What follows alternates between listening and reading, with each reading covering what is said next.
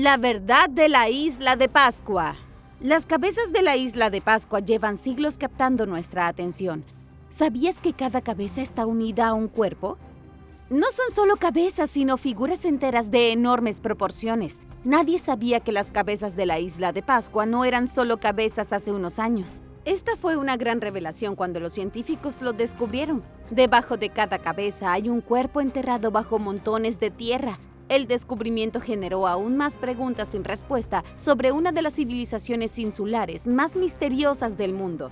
Los indígenas de la isla de Pascua son conocidos como Rapa Nui. A las cabezas gigantes las llaman Moai. Sin embargo, incluso los Rapa Nui habían olvidado que sus antepasados tallaban cuerpos de Moai y luego los enterraban hasta el cuello. Hoy nadie tiene idea de por qué. ¿Cuál fue el punto de todo esto? Los científicos de la UCLA pasaron 9 años excavando moais en la isla de Pascua. Fue parte de un proyecto masivo en el que el equipo documentó y estudió casi 1000 estatuas. Al final del proyecto, el equipo publicó sus resultados, el valor de una década de conocimiento acumulado. Esto es lo que tenían que decir. Los científicos atribuyeron el entierro de las estatuas a procesos geológicos naturales. Afirmaron que las partes inferiores de las estatuas quedaron enterradas por deslizamientos de tierra naturales. ¿No te parece un poco sospechoso? Los deslizamientos de tierra en toda la isla enterraron miles de estatuas hasta exactamente el mismo lugar en el cuello. Esa es una serie de deslizamientos de tierra bastante organizados. El equipo también dijo que aprendieron cómo se hacían las estatuas. Los Rapa Nui tallaron las estatuas en enormes tobas volcánicas. Esto tiene sentido porque la isla de Pascua se formó por flujos volcánicos. Es muy similar a Hawái en ese sentido. En la isla habían muchas piedras para construir estatuas. En la parte posterior de las estatuas, el equipo descubrió petroglifos. No saben lo que dicen los petroglifos, pero creen que podría tener algo que ver con las familias individuales, como una firma familiar. Podría ser que cada familia construyera su propia estatua moai. El equipo también aprendió cómo se transportaban y levantaban las estatuas. Cada estatua se colocó sobre troncos y se hizo rodar hasta su ubicación. Luego fue tallado mientras yacía en el suelo. Después de ser tallada, se cavó un hoyo frente a ella y usando el hoyo, algunos troncos y mucha cuerda, se levantó el moai. Era básicamente un sistema primitivo de poleas. Aquí hay algo que te va a sorprender. Las cabezas de la isla de Pascua no solo tienen cuerpos, sino que también solían tener sombreros. Cada moai lucía un moderno sombrero de piedra roja. Pero como llevan más de 500 años en pie, algunos hasta 900 años, casi todos sus sombreros se han caído. Los sombreros estaban hechos de piedra pómez volcánica roja. Es posible que no fueran sombreros en absoluto, pero podrían haber representado un moño o un tipo de peinado que habrían usado los jefes. Entre el 1200 y el 1300 hubo una oleada de nuevas estatuas en la isla, cada una de ellas más grande que antes y pesaba varias toneladas. El misterio continúa mientras los investigadores intentan resolver cómo se movieron las gigantescas estatuas de piedra de la isla y qué significan realmente. Los mayas y el mundo antediluviano. A pesar de que México y Guatemala están invadidos por ruinas mayas, los científicos saben muy poco sobre ellos. Lo que estás a punto de aprender sobre la antigua civilización maya y su conexión con el mundo antediluviano te va a sorprender. Lo primero que debes saber es que la mayor parte de la comprensión actual de la historia maya proviene del español y de un puñado de libros. Durante la conquista española de México, destruyeron la mayoría de los códices mayas que encontraron, libros que contenían la historia completa de su pueblo. ¿Quién sabe cuánta información se perdió? Solo unos pocos de los códices sobreviven hoy. Esto les ha dado a los investigadores una idea de su cultura, pero solo un vistazo. Es como si los extraterrestres descendieran del espacio y el único libro que quedara en la Tierra para que pudieran comprender plenamente la historia humana fuera la Biblia. Los extraterrestres entenderían un poco, pero difícilmente entenderían el panorama en general. Los conquistadores españoles no solo quemaron la historia de los mayas, ellos también destruyeron sus edificios. Claro, puedes ver las ruinas de Tikal en Guatemala o puedes visitar las pirámides de Chichén Itzá en México, pero la mayoría de las estructuras mayas fueron demolidas, hasta la última piedra, por los españoles. Lo siguiente que debes saber es que los mayas existieron mucho antes que los aztecas. El complejo piramidal más grande de Guatemala, en El Mirador, data del año 2700 a.C. Eso significa que los mayas estaban construyendo pirámides antes de que los egipcios construyeran la pirámide de Giza en el año 2589 a.C. Espero que te entusiasmes, porque estoy a punto de alcanzar el gran punto aquí. En sitios como el Mirador, hogar del complejo piramidal de la Dante, los arqueólogos han encontrado poca evidencia de actividad anterior a los mayas. Otros sitios como Copán y Chichén Itzá son similares. Cada vez que los mayas llegaban a un lugar, construían una ciudad desde cero con increíbles poderes de ingeniería y conocimiento científico. Era como si ya supieran lo que estaban haciendo. En Europa, el Cercano Oriente y en muchos otros lugares, los arqueólogos suelen encontrar ruinas que se remontan a la Edad de Piedra debajo de sitios modernos. Hay capas arqueológicas que muestran la evolución de una sociedad concreta. Cuando se trata de los mayas, es como si hubieran salido de la nada ya equipados con el conocimiento necesario para iniciar la civilización. Sé que tal vez te estés preguntando acerca de los olmecas. Muchos científicos creen que son la cultura madre de los mayas. Un hombre que no está de acuerdo con esto es el Dr. Richard Hansen, director del proyecto de la cuenca de El Mirador. Richard ha estado estudiando los mayas durante casi toda su vida adulta. Dijo que los olmecas no son el origen de los mayas, sino simplemente sus contemporáneos. Richard cree que los mayas destruyeron a los olmecas mediante una campaña militar sistemática, conquistando Mesoamérica mediante una violencia similar a la forma en la que los romanos ganaron el Mediterráneo. Todo lo que dicen los científicos sobre los mayas podría estar equivocado, especialmente si se tienen en cuenta las pruebas de las inundaciones. Volveré con esto en un momento y les contaré sobre los mayas y su conexión con el diluvio bíblico. Y antes de continuar, primero es hora de agradecer. Muchas gracias a todos nuestros suscriptores por ser parte de este gran canal. Suscríbete para unirte a la familia de Lo Puedes Creer. Hércules y la Hidra. Recientemente se encontró un sello de piedra en las tierras altas del norte de Israel. Tiene 2800 años y representa una imagen de Hércules luchando contra la legendaria Hidra. Los expertos creen que el sello de piedra podría ser el eslabón perdido entre la mitología griega y la leyenda bíblica. Esta es una pieza histórica asombrosa encontrada durante una excavación arqueológica en Tel Hazor en el año 2022. Representa una batalla entre un hombre que empuña una lanza y una serpiente de 7 cabezas.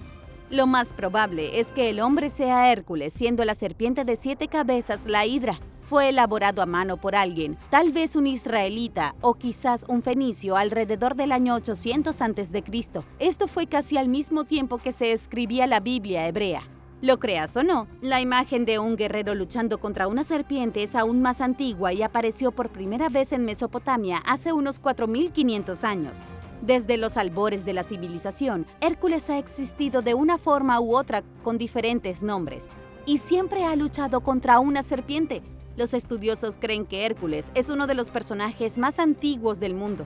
El mito del hombre contra la serpiente comenzó en Mesopotamia y continuó en la antigua Grecia, y luego fue adaptado por los cristianos para el libro del Apocalipsis. Ya sabes, la historia de la humanidad contra la serpiente en el jardín del Edén. Esta antigua tablilla de piedra es una prueba física de esa transición. En otras palabras, es una prueba de que los autores bíblicos tomaron sus historias de mitos y leyendas más antiguos.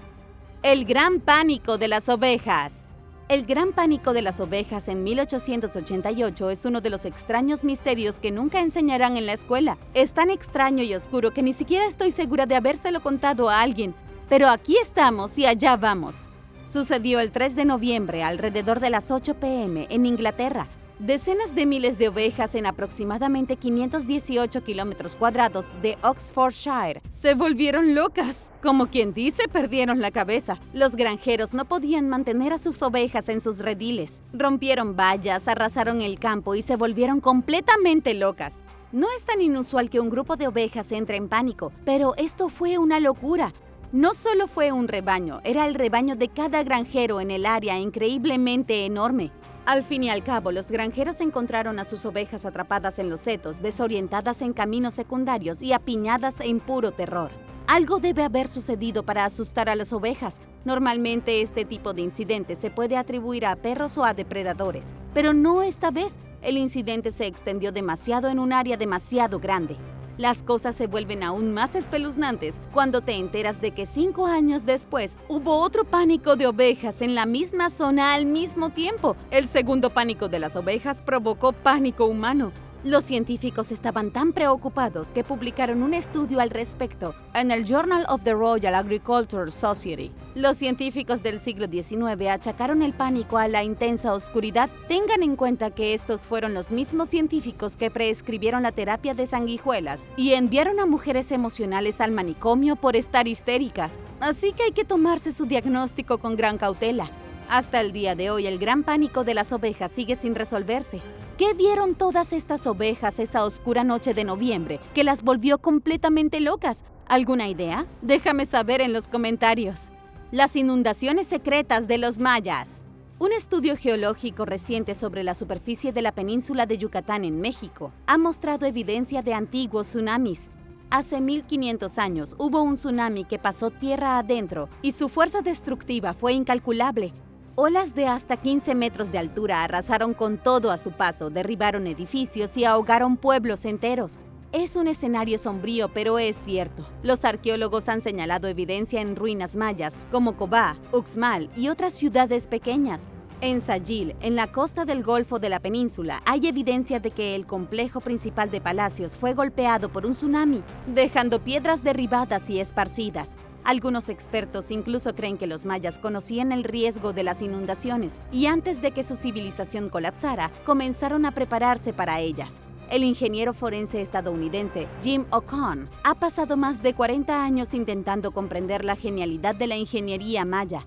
En concreto, la naturaleza aparentemente indestructible de su cemento versátil, sus caminos, techos y cimientos fueron diseñados para defenderse de las inundaciones de las mareas. ¿Qué pensarías si los mayas fueran conscientes de una inundación en su pasado lejano que diezmó a su civilización? Es posible que los mayas diseñaran edificios resistentes a las inundaciones como parte de una memoria compartida de un desastre anterior. En toda la costa oeste de los Estados Unidos hubo inundaciones masivas hace entre 10.000 a 12.000 años. Esto fue planteado por primera vez por el geólogo Harken Bretz hace más de 100 años. Muchos científicos están convencidos de que las inundaciones arrasaron Estados Unidos, incluso excavando valles en el estado de Washington y el norte de Oregón. Este diluvio americano ocurrió al mismo tiempo que la Biblia dice que Dios envió un diluvio para destruir la civilización. La evidencia no se encuentra solo en América del Norte. Hay evidencia de una gran inundación en casi todas partes del mundo. Si el agua de la inundación fue suficiente para excavar valles profundos en Oregón, seguramente fue suficiente para borrar civilizaciones enteras. ¿Sabías que los mayas tenían un mito sobre las inundaciones? Es verdad, al igual que los Zuni y los Lakota. Los nativos americanos cuentan historias de una inundación que cambió la faz del mundo hace más de 10.000 años. ¿Sabías también que los mayas tenían un sistema de carreteras? Al menos se supone que los mayas construyeron los caminos. Estas vías, conocidas como sacbés, han sido descubiertas recientemente gracias a imágenes de satélite. Cada uno de estos antiguos caminos tienen entre 3 a 7.6 metros de ancho. Es de un blanco puro y sigue siendo sólido. Nadie sabe exactamente qué tan antiguas son las carreteras, solo que deben haber sido muy antiguas. Sin embargo, se hicieron tan resistentes que probablemente sobrevivirán a todas las carreteras pavimentadas del Estados Unidos moderno. Echa un vistazo a estos sacbés. La imagen fue tomada directamente de Google Earth. Esas no son carreteras modernas, no están talando caminos. Son caminos que se remontan a miles de años y no llevan a ninguna parte. Cualesquiera que sean las ciudades que estos sacbés alguna vez conectaron, ahora están destruidas. No queda ni un solo rastro de ellas. Ahora echa un vistazo a esta imagen de satélite cortesía de Ángela Micol. Muestra un sacbe a 9 metros bajo el agua. ¿Por qué alguien construyó una carretera submarina frente a la costa de la península de Yucatán en México? Solo hay una respuesta lógica. Estos caminos pertenecían a una poderosa civilización que dominó México en una época anterior al diluvio, hace 12.000 años. Sus ciudades fueron destruidas por la inundación, pero sus carreteras aún sobreviven. Muchas de las carreteras están bajo el agua porque el nivel del mar subió mucho. Esto podría explicar por qué los mayas surgieron de la nada y ya poseían increíbles conocimientos de ingeniería hace 5.000 años. Tal vez originalmente habían pertenecido a una civilización anterior al diluvio. Después del diluvio, les llevó a algunos miles de años reactivar nuevamente la civilización humana. Podría ser la razón por la que los mayas y los egipcios comenzaron a construir pirámides al mismo tiempo. Ambos tuvieron que recuperarse de la destrucción del diluvio. Adorar los huevos de dinosaurio. Las cosas cambian, las interpretaciones evolucionan y se aprenden cosas nuevas. A veces esto puede resultar embarazoso, como en el pequeño pueblo indio, donde los lugareños habían estado adorando algunas rocas como manifestaciones divinas, solo para descubrir que sus rocas divinas son en realidad huevos de dinosaurio. Quiero decir, sigue siendo genial, pero probablemente no sea lo que esperaban. Esta historia es tan extraña como parece. En el pequeño pueblo ubicado en Madhya Pradesh, los lugareños veneran una colección de pequeñas rocas a los que llaman Jagat Bajirao. Las rocas son lo suficientemente pequeñas como para caber en la palma de tu mano. Los lugareños creían que eran entidades sagradas que les habían otorgado una deidad antigua. Mantener las rocas seguras garantizaba que la aldea tuviera suerte en lo que respecta a cultivos y ganado. Estas rocas eran tan importantes para los lugareños que todos los días les hacían ofrendas, especialmente de cocos. Por alguna razón, Jagat Bajirao apreciaba realmente las ofrendas de coco. No hay un cronograma preciso de cuánto tiempo duró esto.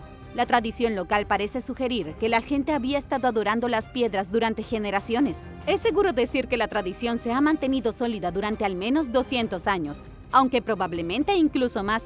Esto todavía estaría sucediendo ahora si no fuera por un grupo de científicos que decidieron investigar las piedras.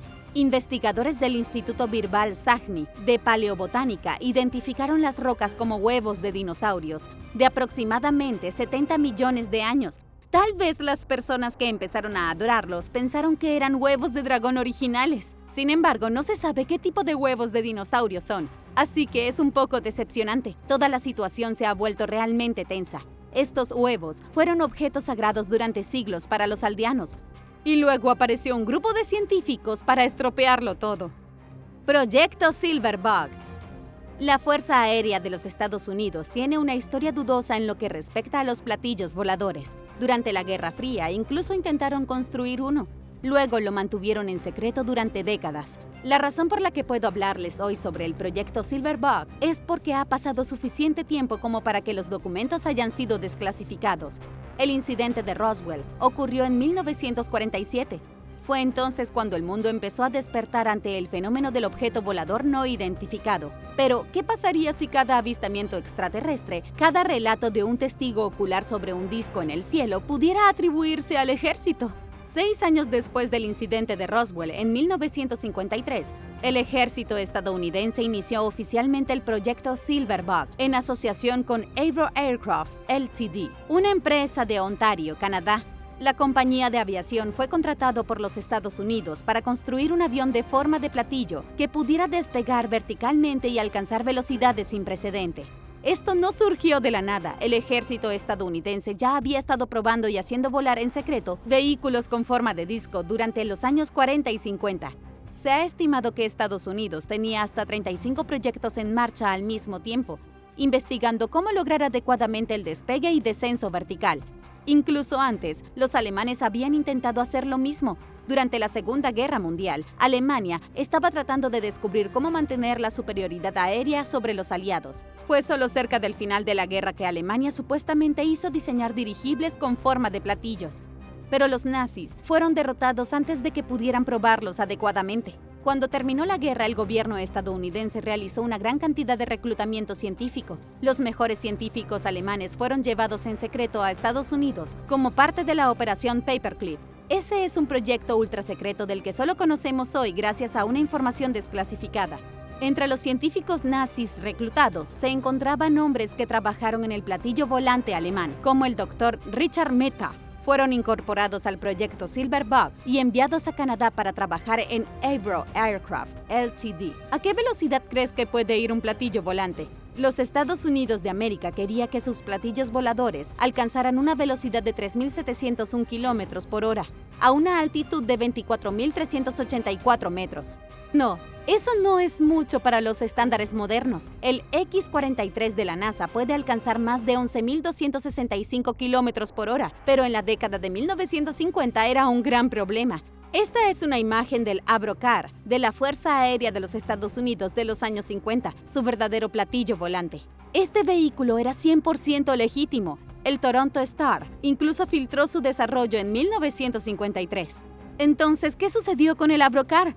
No pudieron despegarlo. Los científicos solo pudieron lograr que el avión se elevara verticalmente unos 1.5 metros antes de que se volviera inestable y se estrellara. Después de gastar millones de dólares, el proyecto Silverbug se suspendió en 1961. Posteriormente, la compañía de aviación canadiense responsable de su construcción cerró. Hoy en día puedes ver el Abrokar por ti mismo en el Museo de Transporte del Ejército en Virginia, donde está en exhibición en este momento. Las fortalezas olvidadas de Alejandro Magno. En Uzbekistán se hizo un descubrimiento sorprendente que demostró una vez más el genio de Alejandro Magno.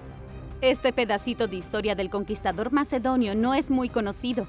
En el año 329 a.C., Alejandro estaba en medio de la conquista de Persia. Tomó la antigua capital de Bactria y marchó hacia Zog, la conquistó y continuó con su campaña. Un año después se vio obligado a dar media vuelta y regresar a Zog y Bactria, porque habían habido rebeliones. Alejandro reprimió las rebeliones y se sentó a pensar cómo podría proteger su reino de otro levantamiento. La respuesta llegó en forma de 6 fortalezas. Según fuentes antiguas, Alejandro seleccionó personalmente 6 lugares en terrenos elevados donde se construirían las fortalezas. Las fortalezas dieron a los hombres de Alejandro una forma de asegurar su retaguardia. No su retaguardia personal, sino la retaguardia de sus tierras conquistadas. Los puestos de avanzada permitieron a Alejandro continuar sus conquistas sin tener que preocuparse por retroceder para sofocar otra rebelión. Nadie supo dónde estaba ninguna de sus fortalezas hasta el año 2003, cuando se descubrieron las ruinas de una en el sur de Uzbekistán. En lo alto de una cresta sobre las montañas Hisar, a 914 metros sobre el nivel del mar, los arqueólogos encontraron una enorme ruina. Esta fortaleza era enorme, sin embargo estaba escondida entre montañas que parecen como si nunca hubieran visto vida humana. Este lugar está desolado, vacío y francamente es hostil. Echa un vistazo a la recreación de la fortaleza realizada por este artista, llamada Kurgansol. Era esencialmente un castillo y habían 6 de ellos aquí para proteger las antiguas tierras bactrianas del enemigo de Alejandro. La fortaleza demuestra que la conquista del mundo implica mucho más que simplemente tener un ejército. Alejandro dejó estas barricadas de fortalezas mientras marchaba por todo el mundo. Las fortalezas de la montaña de Hisar fueron abandonadas en el siglo III a.C., cuando los griegos subyugaron con éxito la región. El mausoleo del emperador amarillo. Existe un mausoleo monumental en China que pertenece a un emperador inmortal que ascendió al cielo. Es el equivalente chino de la tumba de Jesucristo en Jerusalén, solo que más antigua, más grande y más misteriosa. Este es el mausoleo del emperador amarillo, ubicado en el centro de un área escénica de más de 300 hectáreas. China cuida de este lugar sagrado con el máximo respeto. El mausoleo está rodeado por más de 60.000 cipreses, algunos de los cuales tienen más de 1000 años.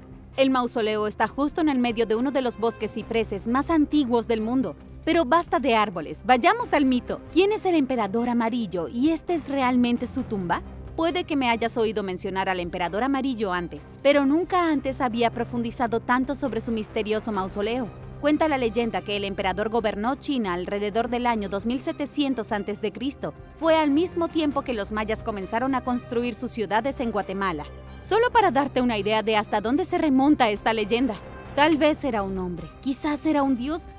El emperador era considerado una figura histórica real, el primer rey de China, hasta que los científicos comenzaron a dudar de su autenticidad en la década de 1920. Ahora muchos historiadores piensan que comenzó como un dios supremo llamado Shangdi y que más tarde recibió el manto de emperador. De cualquier manera, su leyenda es la misma. Después de gobernar China durante más de un siglo, el emperador amarillo ascendió al cielo dejando atrás sus ropas para ser enterrado en el mausoleo. Esta es una imagen del templo del emperador amarillo dentro del complejo de su mausoleo. Bastante impresionante para un tipo que tal vez no existió hace 4700 años, ¿no crees?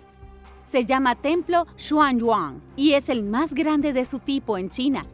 El mausoleo actual tiene al menos 2600 años, aunque nadie sabe su verdadera edad. La estructura ha sido renovada tantas veces que se pierde toda la verdad. Nadie sabe siquiera qué hay enterrado dentro de la tumba porque China se niega a excavarla. Es totalmente plausible que este enorme mausoleo esté dedicado a un mito. El asombroso descubrimiento de Abu Simbel. En 1813, el explorador suizo Burckhardt fue conducido a un lugar secreto en el sur de Egipto por un joven llamado Abu Simbel. Cuando llegaron, no había mucho que ver. Estaban parados sobre un montón de dunas de arena, pero el joven insistió en que había un tesoro debajo de la arena. Burckhardt no pudo encontrar nada y se fue. Para él fue una gran decepción. Unos años más tarde, en 1817, Giovanni Belzoni regresó a la misteriosa duna de arena y empezó a cavar. Resultó que el joven tenía razón. Había un tesoro aquí. Giovanni pronto descubrió un par de majestuosos templos construidos para el rey Ramsés II y su esposa principal, la reina Nefertari. Los templos estaban 100% enterrados en arena, completamente invisibles hasta que los excavadores los liberaron de su prisión en la arena. Ni siquiera puedo expresar cuánta arena se necesitó para ahogar los dos templos. El más grande mide 30 metros de altura. Se quitó suficiente arena para llenar un pequeño lago. Después de muchas excavaciones, los dos templos quedaron al descubierto por primera vez desde que fueron abandonados hace unos 3000 años. El más grande es el Gran Templo, dedicado a los dioses Ra-Horakhti y Ptah, pero también a Ramsés II. El faraón se divinizó con la construcción de este templo, dejando 4 colosos de sí mismo en el exterior de la entrada. El otro se llama el Templo Pequeño. Era mucho más pequeño como su nombre indica y mide solo 12 metros de altura. Está adornado por varios colosos, incluidas 4 estatuas de Ramsés y 2 de Nefertari. Estaba dedicado a su reina y a la diosa Hathor. Estos siguen siendo 2 de los templos más fantásticos de Egipto. Al verlos hoy, es difícil imaginarlos completamente perdidos en un mar de arena. Sin embargo, ¿cuáles eran sus propósitos cuando se construyeron en el siglo XIII a.C.? Iban a celebrar una gran victoria. Ramsés acababa de ganar su guerra contra los hititas en la batalla de Kadesh en 1274 a.C. También habían conquistado las tierras de Nubia. La construcción de 2 majestuosos templos justo en las afueras de Nubia y después de una victoria militar tan grande, lamentablemente, sin embargo, el poder de Egipto fue realmente posible de detener. Los templos fueron abandonados algunos años después y completamente olvidados. Incluso después de ser redescubiertos y liberados de sus tumbas de arena, los templos se vieron amenazados por la construcción de la gran presa de Asuán. En la década de 1960, la UNESCO y un equipo de científicos internacionales gastaron más de $40 millones para desmantelar y reconstruir los templos a 210 metros de distancia. Y gracias a Dios lo hicieron, porque de lo contrario es posible que nunca los hubieran encontrado o estuvieran en las profundidades del agua. La tumba perdida de Platón. Un globo ocular biónico podría estar señalando la tumba perdida hace mucho tiempo del filósofo favorito de la antigua Grecia, nuestro buen amigo Platón. Podría estar escondido a plena vista. Antes de hablar sobre el globo ocular biónico, necesito retroceder en el tiempo hasta el año 79 después de Cristo. Ese fue el año en el que el monte Vesubio entró en erupción, sepultando la ciudad de Pompeya entre escombros volcánicos, capas de piedra pómez y ceniza. Cuando esto sucedió, los habitantes de Pompeya y sus casas fueron incinerados. Lo mismo ocurrió en Herculano, a solo unos kilómetros de distancia. Uno de los lugares quemados en Herculano fue la biblioteca personal de un hombre conocida como la Villa de los Papiros. La villa fue encontrada en 1792, hace bastante tiempo. Contiene 1800 pergaminos y ninguno de ellos es legible. El tesoro escondido de textos antiguos ha sido imposible de leer durante todos estos años porque fueron carbonizados por el intenso calor de la erupción volcánica. Parecen trozos de carbón ennegrecidos en el fondo de la barbacoa. ¿Cómo se supone que debes leer algo así? Aquí es donde entra en juego el globo ocular biónico. Un grupo de científicos que trabajan en el proyecto Vesuvius Challenge utilizó imágenes hiperespectrales infrarrojas para traducir 2000 caracteres de un pergamino que parece sacado de una chimenea. Esta asombrosa programación de visión por computadora, combinada con algo llamado tomografía de coherencia óptica, permitió a los investigadores mirar a través del material carbonizado. No es un globo ocular biónico real, pero se acerca bastante. Como si esto no fuera lo suficientemente sorprendente, el texto del pergamino arrojó una bomba de nivel atómico. Después de traducir el texto, los científicos encontraron una pista que sugeriría que Platón fue enterrado en un jardín cerca de un santuario dedicado a las musas de la ciudad de Atenas. El texto ofrece incluso algunos detalles de la última noche con vida del filósofo antes de morir a causa de una enfermedad. El pergamino dice que antes de que Platón muriera, como padecía de una fiebre alta, un músico intentó consolarlo. En lugar de consolarse, Platón criticó al músico por su falta de ritmo. El pergamino incluso menciona que Platón fue vendido como esclavo alrededor del año 399 a.C. una parte de la vida del filósofo que definitivamente no se aprende en la escuela. Este descubrimiento es enorme. Toda esta información se obtuvo gracias a un programa informático óptico y a unas pocas páginas al azar de un libro chamuscado. Solo unas pocas páginas de un libro en la biblioteca que tiene 1800 años. Imagínate el tipo de secretos que pueden revelarse si esta tecnología despega a lo grande. Los investigadores dicen que esperan utilizar el programa en el año 2026 para leer aún más libros quemados por el monte Vesubio. En cuanto a la tumba de Platón, ahora los arqueólogos saben dónde está. Está en un jardín secreto cerca de la Academia de Atenas. ¿Pero lo podrán encontrar? Si lo hacen, definitivamente sabrás de ello por mí. No existe Machu Picchu. Has estado llamando a Machu Picchu con el nombre equivocado. Lo he estado llamando con el nombre equivocado. Resulta que todo el mundo se equivocó de nombre. Los investigadores descubrieron recientemente que la antigua ciudad de los incas en realidad se llamaba Huayna Picchu. ¿Pero crees que el nombre real se popularizará? El historiador peruano Donato Amado González ha hecho el trabajo preliminar en este caso. Revisó muchas fuentes históricas para encontrar la verdad detrás del nombre de la ciudad. Donato dijo que cuando el explorador estadounidense Hiram Bingham subió a la cima de la ciudadela en el año 1911 y preguntó cómo se llamaba, le dijeron Huayna Picchu. Pero unos días después, alguien más le dijo que se llamaba Machu Picchu. Sin saber cuál era la correcta, optó por la última. ¿Cómo se dio cuenta Donato de esto cuando todos los demás lo habían pasado por alto? Afirma haber revisado documentos de los conquistadores, mapas originales de la región, registros territoriales antiguos y notas personales de Hiram. Por ejemplo, Donato encontró un registro oficial español de 1539, elaborado menos de una década después de que los españoles conquistaran Perú. Se refiere a una zona simplemente como Pichu. Hay otro registro de 1568 que menciona un pueblo también llamado Pichu. Un tercer registro de 1588 documenta un problema con los habitantes de Vilcabamba. Deseaban regresar al pueblo de Huayna Picchu, donde podrían revivir su propia religión. Querían alejarse de los españoles y regresar a la ciudad santa donde podrían continuar con sus creencias tradicionales. Esto no fue algo que los españoles permitieran. Donato también encontró un atlas publicado en 1904 que muestra las ruinas de un pequeño pueblo llamado Huayna Picchu. Y estos son solo algunos ejemplos, hay muchos más. Donato dijo que no hay debate al respecto. Machu Picchu no solo nunca se perdió realmente, sino que en realidad no se llamaba Machu Picchu.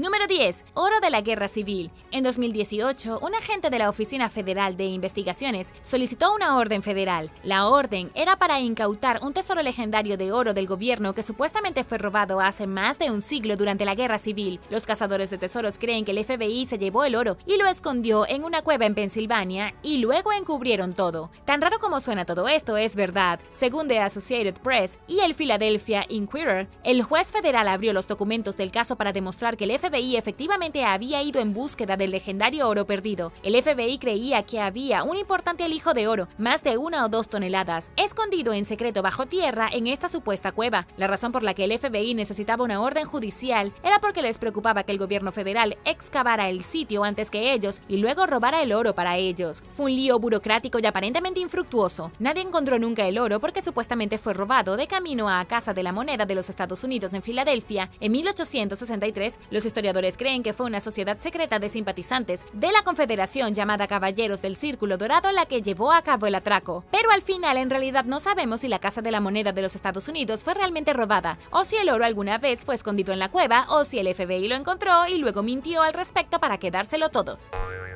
Número 9. Lago Guatavita. El lago Guatavita en Colombia es uno de los lugares más misteriosos de todo el país. Según el cronista español Francisco López, los conquistadores oyeron hablar del lago por primera vez mientras estaban en Panamá. Supieron de un lugar extraño en las montañas que era tan rico en oro que los hombres se aburrían de él. Resultó ser el lago Guatavita, en lo alto de las montañas que rodean lo que ahora es la ciudad de Bogotá. En su momento, en el año 1537, la zona fue ocupada por el pueblo muisca. Su líder era Panquiaco, que traducido al español es El Dorado. El lago Era el lugar más sagrado para todos los habitantes indígenas y creían que estaba lleno de dioses. Para satisfacer a estos dioses, arrojaban todas sus baratijas de oro más preciadas al agua. Y así en el año 1537 fue el comienzo de una fiebre de oro que duraría 375 años. Debido a que los muiscas habían arrojado oro y tesoros al lago generación tras generación, los españoles sabían que en el fondo debía estar cubierto de oro. Hubo un intento realizado en el año 1652 por Antonio Sepúlveda de cavar un canal de descarga para drenar completamente el lago, pero no funcionó. Los aventureros ingleses vinieron y trataron de sumergirse en el lago, al igual que los aventureros alemanes. Y luego en el año 1902 el gobierno intentó drenar el lago usando nueva tecnología, pero hasta donde sabemos el tesoro sigue allá abajo y nadie ha podido encontrarlo. Aunque todavía hay algunas conspiraciones que dicen que el gobierno lo encontró y simplemente se lo quedó todo a principios del siglo XX.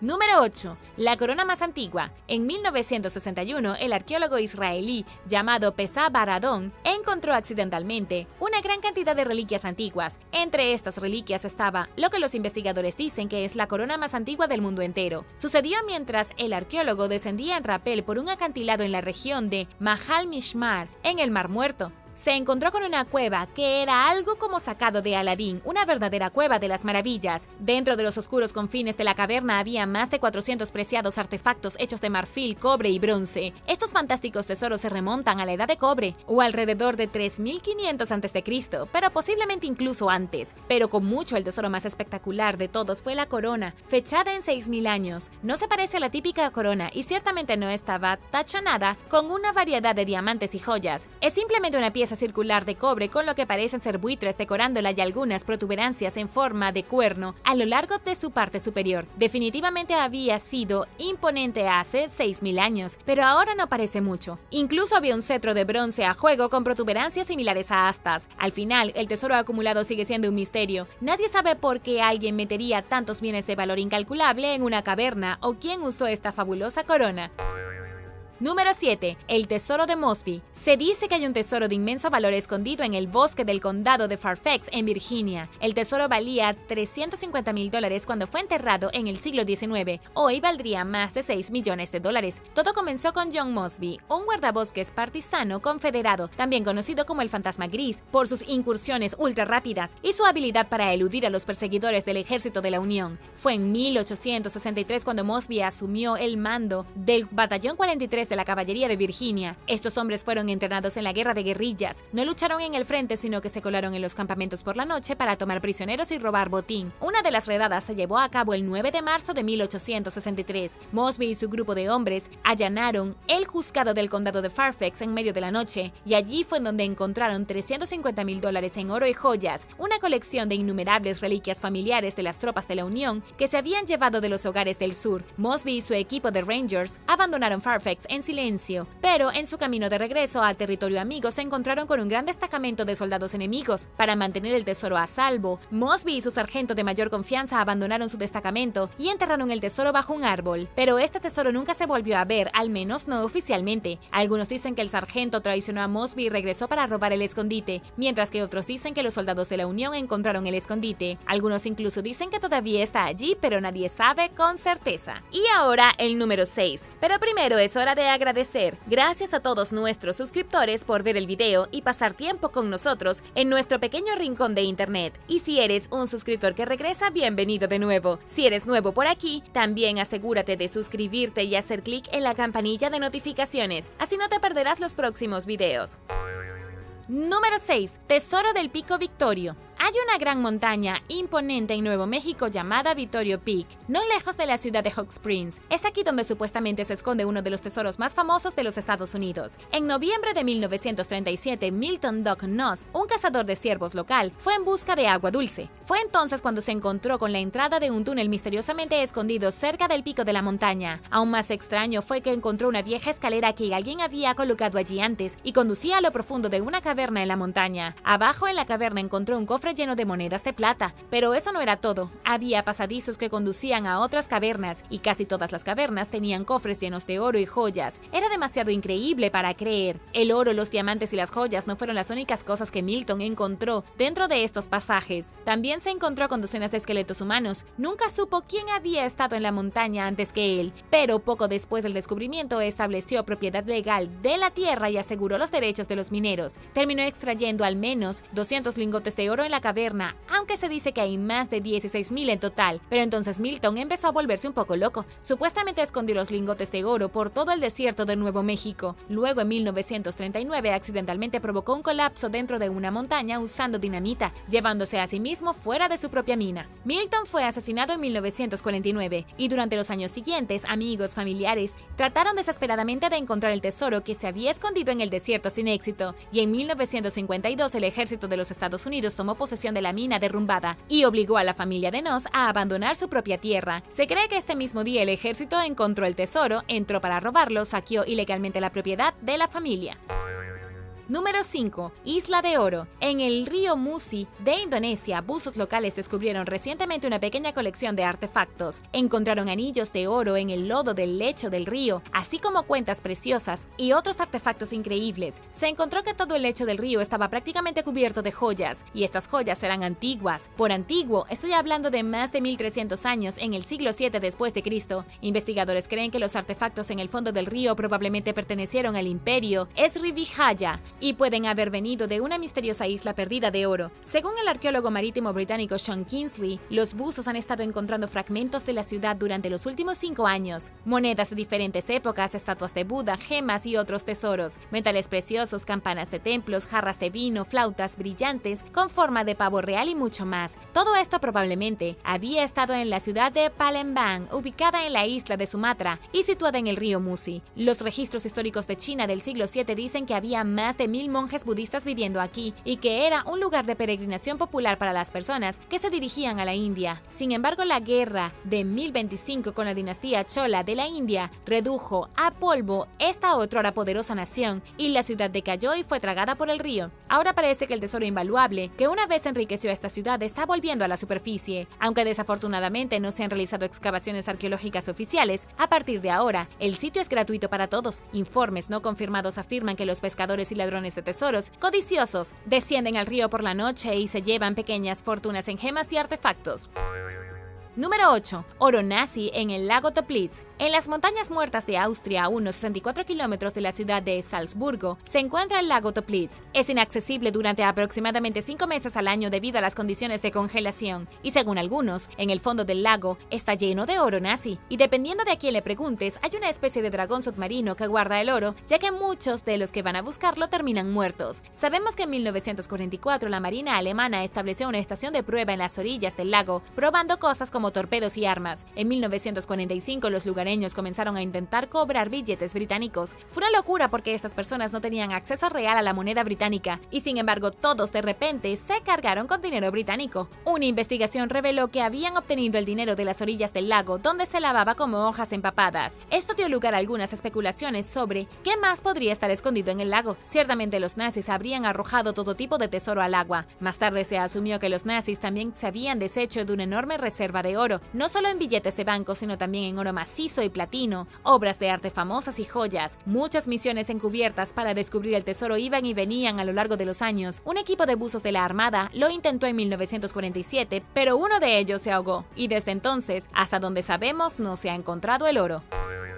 Número 3. Tesoro de la isla Robinson Crusoe. La isla Robinson Crusoe es un pedazo de tierra remoto en Chile, protegido por la UNESCO como reserva especial de la biosfera. Esto realmente está obstaculizando los planes de un millonario holandés para desenterrar un enorme tesoro valorado en aproximadamente 10.000 millones de dólares. Su nombre es Bernard Kaiser, un holandés estadounidense que ha estado buscando los tesoros en la isla Robinson Crusoe desde 1998. La isla recibió su nombre cuando el explorador escocés Alexander Selkirk quedó abandonado en ella en el siglo XVIII. Su historia más tarde inspiró a la famosa novela de Robinson Crusoe, pero la leyenda de la isla se remonta aún más a 1715, cuando el pirata inglés Cornelius Webb supuestamente enterró un tesoro robado de Perú en la isla, aproximadamente 800 barriles de lingotes de oro, gemas, plata y más. Todo está en la isla esperando a ser descubierto. Al menos esta es la leyenda. Bernard Kaiser ha estado buscando el tesoro durante 20 años y hasta ahora tiene prohibido el uso de maquinaria pesada. Esto significa que solo podría usar palas y cepillos para buscar el oro. Pero ahora el gobierno chileno le dio permiso para usar excavadoras pesadas y destrozar la isla y así encontrar el tesoro de una vez por todas. Muchos chilenos creen que el gobierno ha hecho esto porque han firmado un trato turbio para quedarse con la mitad del dinero.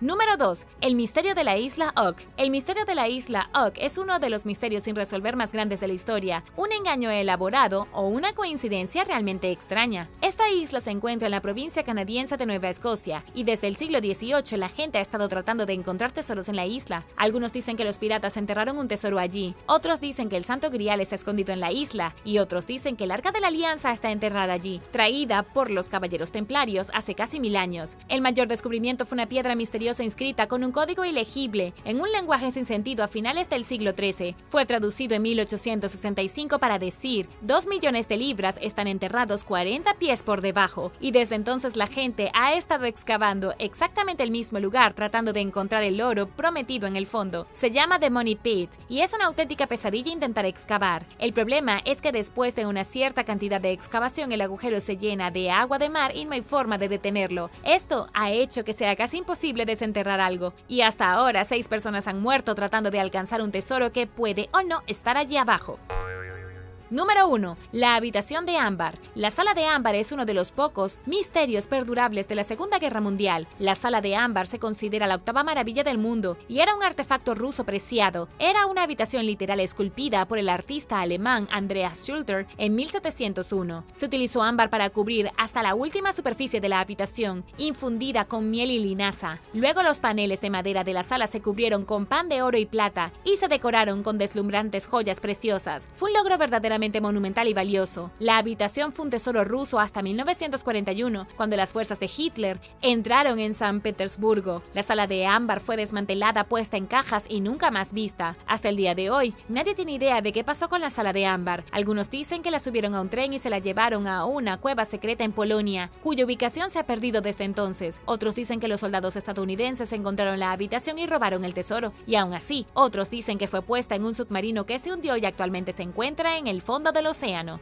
Gracias por ver el video. ¿Cuál de estos increíbles tesoros fue tu favorito? Déjame saberlo abajo en los comentarios. Y no olvides darle me gusta al video. Asegúrate de suscribirte antes de irte y nos vemos la próxima vez.